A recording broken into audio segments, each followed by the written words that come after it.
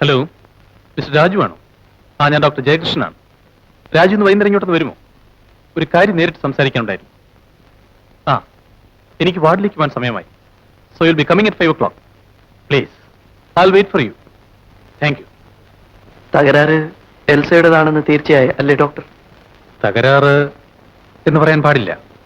ആയിക്കോട്ടെ, ന്യൂനത എന്ന മെഡിക്കൽ വാക്ക് തന്നെ ആയിക്കോട്ടെ. ന്യൂനത എൽസയുടേതാണെന്ന് തീർച്ചയായി അല്ലേ? അതെ.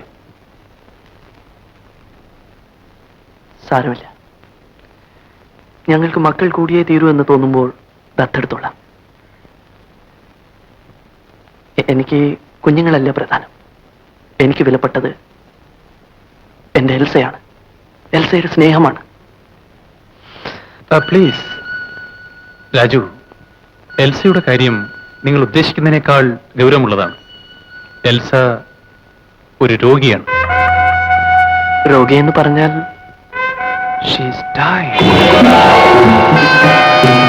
എൽസ മരിച്ചുകൊണ്ടിരിക്കുകയാണ്.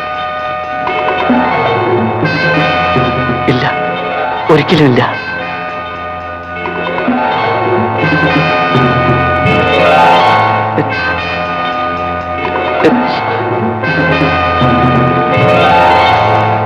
It's impossible.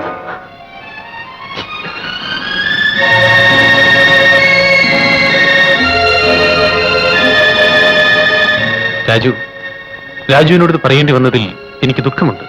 പക്ഷേ ഞാനൊരു ഡോക്ടറല്ലേ, സത്യം മറച്ചു പിടിക്കാൻ സാധിക്കുമോ? എൽസ മരിച്ചു തുടങ്ങിക്കഴിഞ്ഞു.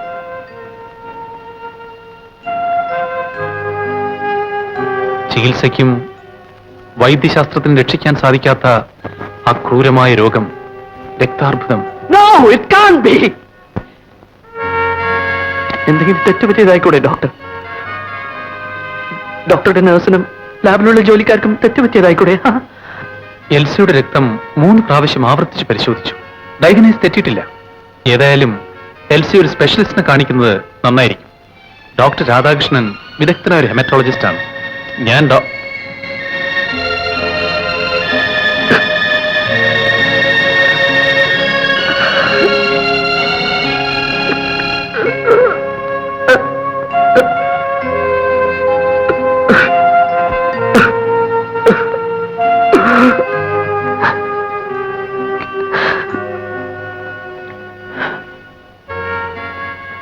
എൽസയോട് ഡോക്ടർ ഇത് പറഞ്ഞു?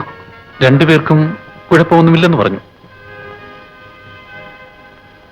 എൽസയ്ക്ക് സംശയമൊന്നുമില്ലല്ലോ? ഇല്ലെന്നാണ് എന്റെ വിശ്വാസം. സത്യം അവളോട് എപ്പോ പറയേണ്ടി വരും? അത് രാജുവിന്റെ ഇഷ്ടം പോലെ. എന്റെ ഇഷ്ടം ഈ നിമിഷം അങ്ങ് മരിച്ചു പോകുന്നതാണ് ഡോക്ടർ. രാജു, എൽസിയിൽ കാണുന്ന ലുക്കീമയ്ക്ക് ഫലപ്രദമായ ചികിത്സകളൊന്നുമില്ല. രോഗത്തിന്റെ വളർച്ച കുറച്ച് തടയാമെന്നോ അല്ലെങ്കിൽ രോഗം കാരണമുള്ള വേദന മയക്കുമരുന്നുകൾ കൊണ്ട് കുറച്ച് സഹിക്കത്തക്കതാക്കാമോ എന്നല്ലാതെ മറ്റൊന്നും നമുക്ക് ചെയ്യാൻ സാധ്യമല്ല.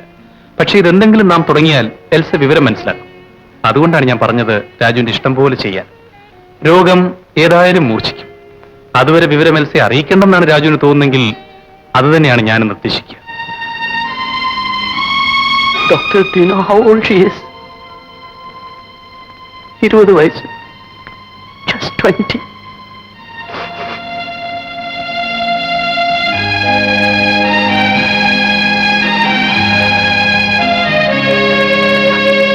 ഇനി ഞാൻ എന്ത് ചെയ്യണം?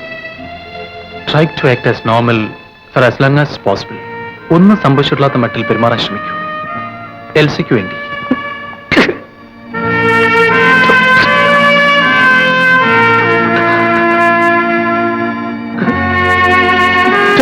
Ha ha ha.